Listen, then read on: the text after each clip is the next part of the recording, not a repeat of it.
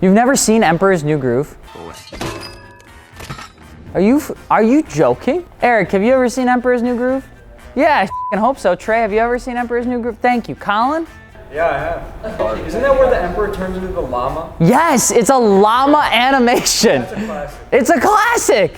I can't believe this. What does 180 mile per hour ticket, bespoke tuning modifications, and a V12 out of a Toyota Century all have in common? First off, it's a very wide range of things to even remotely tie together, okay? Probably the fact that they laid the foundation for one of the best stories to ever be shared and come out of the Japanese scene outside of, dare I say it, Attack on Titan. What are those Neanderthals up to? Don't they know I'm busy spoiling myself? Okay, my head's still stuck on it. I can't get over it. It's just gonna be a thing for at least a couple, 2-3 more weeks, okay? And that's okay. There's yelling, there's music, and I just can't get over the fact that it's just really enjoyable show to watch that has a lot of, death. Unlike that depressing story though, the story of smoky burnouts, excessive modifications, and crazy Japanese tuning is something that did happen.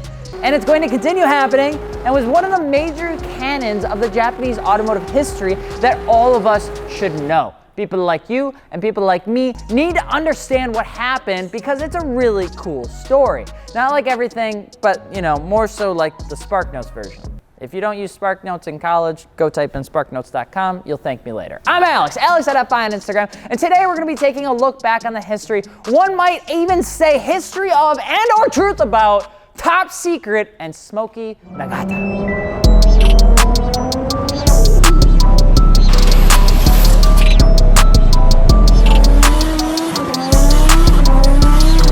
Welcome to Fitment Industries. I talk fast, Dakota talks in cursive, and Sean B has a beautiful head of hair that competes with our very own gels. It's very interesting to see how Sean Berger manages to have his hair like that, but we all try our best. We started this because we have a honkin' gallery where you can enter in your year, make, and model to find what vehicle fits.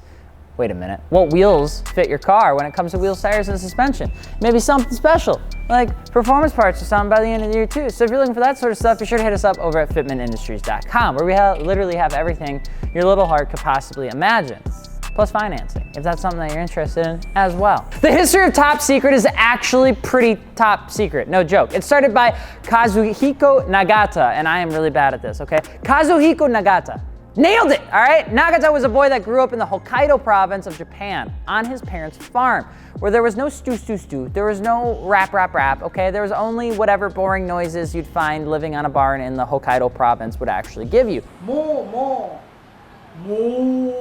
He'd help his parents transport stuff with the family truck every chance he could get because he absolutely loved driving. Once he was able to drive, he was absolutely hooked. He'd end up buying a motorcycle to continue that passion all the way up until he actually picked up a go-kart to continue his passion for speed. Now, there wasn't a whole lot of go-kart tracks in the Hokkaido province, so he ended up just driving it on the street whenever he wanted, like Mario Kart. It's pretty exciting stuff. Once old enough though, Nagata would begin working as a mechanic at the local Toyota dealership until he made the jump to move to Tokyo to fuel his automotive hobby of building some Tapatio spicy style cars, okay? After becoming the shop assistant at a tuning company known as Trust, Nagata would find in his off hours, either before opening and closing, working on his own side project parts and components for his build because he had learned how to build them from other people at Trust. It was something that he was really excited to do. But Trust had their trust broken by his top secret activity that was happening. But instead of reprimanding Nagata for breaking their trust, they agreed to allow it to continue as long as it was kept top secret,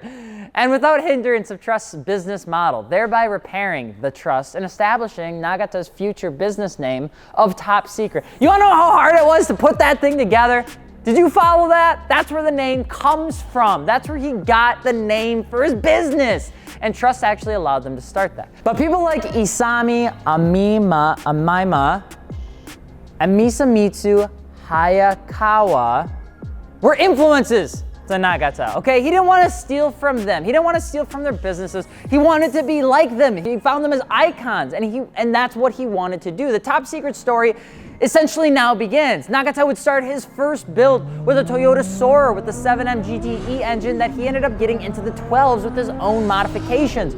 My first project car couldn't stay cooled on a 60-degree day. So there's that. The guy had a real good craft. And the Smokey Nagata would kickstart the Top Secret shop off of the SOAR and continue to dabble and invest his time in the tuner cars that were available around him at the time. And this is when the market was really blowing up, specifically focusing on tuner parts like the RX-7s, the JZ platforms, and of course, the Nissan Skyline. The opportunity was in that little computer, and the ECU that they were putting in these cars was absolutely massive, and Nagata figured out how to make it work. Taking the car to the next level was something that lots of shops were doing.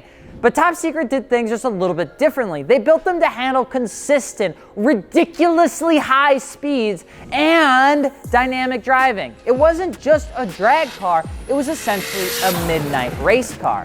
Yatabe's Oval Proving Ground would be one of the first places to be graced with the Top Secret prototype cars that were built like absolute trains. Then Tokyo Bay would follow, where you'd start to hear the fluttering of RBs all across the night because they were running them around the entire city.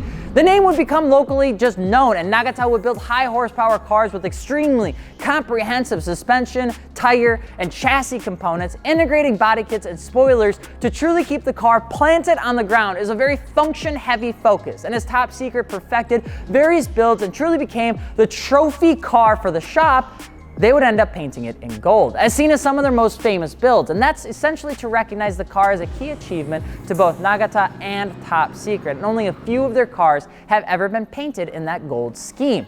Top Secret would hit world news though after a not-so-secret golden RB-swapped Toyota Supra would be imported into England for a Max Powerline show, which requested Nagata's presence at the time. In short, Nagata, albeit a quiet-looking man that loves to smoke, is actually quite the extrovert when it comes to driving. So much so that he really just wanted to set a record of speed on a street road of 200 miles an hour. Option, a Japanese magazine that flew out with him to film this record, or came with them. It was like a group posse. The Supra would be hated on by 14-year-olds on TikTok right now, but it would be cemented as an iconic moment with a shaky VHS recording of wild burnouts prior to running down the Beltway at 4 a.m. in England, cresting 197 miles per hour before being flagged down by police at 186 miles an hour on a street road. He ran an RB-swapped Supra at 197 miles an hour at 4 a.m. on a street road.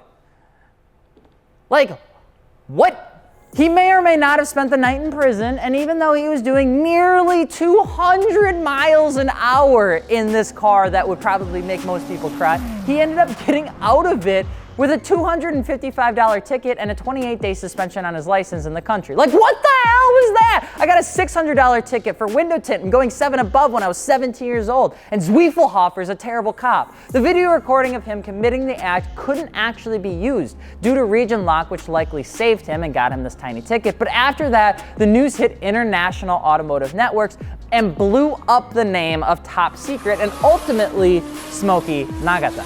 Most stories would slow down after a feat like this or end in a blazing ball of fury where they couldn't keep up with the digital age of the early 2000s. But that's not really the case with Top Secret, and that's what makes this story so very interesting. Top Secret would go on to create some ridiculous cars, like a Supra that had a 5-liter V12 from a Toyota Century. Then they took some HKS GT 2540 turbos and strapped 2 of them on there with a body kit to reduce any sort of air resistance and add some cooling into the rear boot to give it 900 horsepower out of the platform. The car would end up doing 229 miles per hour on the Aqualine Tunnel. How?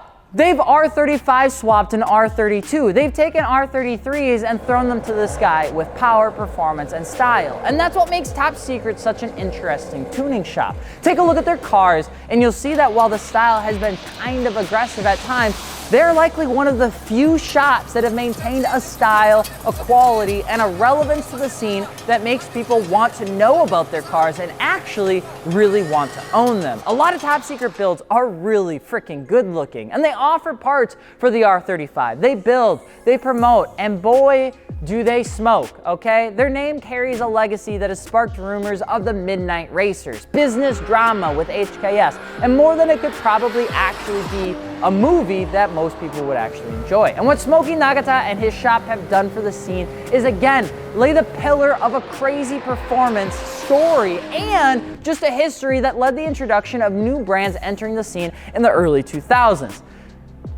They may sell some wheels at their shop, but we're willing to give it to them because we love them, all right?